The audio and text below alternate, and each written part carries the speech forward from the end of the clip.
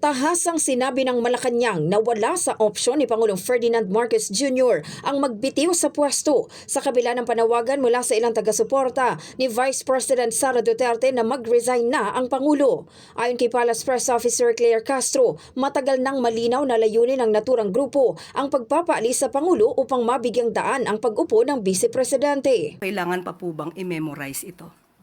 Lahat naman yata ng supporter ng Vice Presidente ang nais ay paalisin sa pwesto ang Pangulo. Bakit? Para pumalit ang Vice Presidente?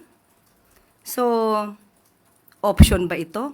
The President is still working and keeps on working for the country. So, hindi po option sa administrasyon, sa Pangulo ang pagbibitiw.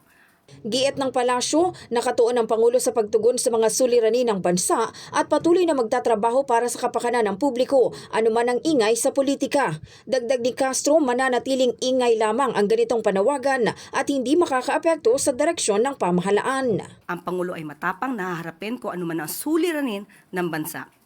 At sila mga nag-iingay, sila ay ingay lamang.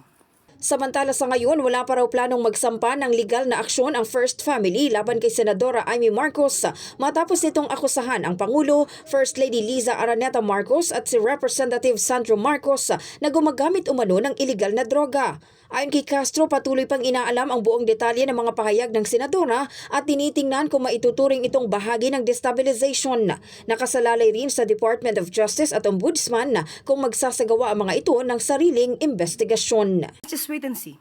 As of now, we do not have any plan of making any legal action against her. So let's just wait. Let us check first all the facts and the statements that she made. Then it's up to the OJ, maybe Ombudsman, if they will make any initiative to investigate this matter.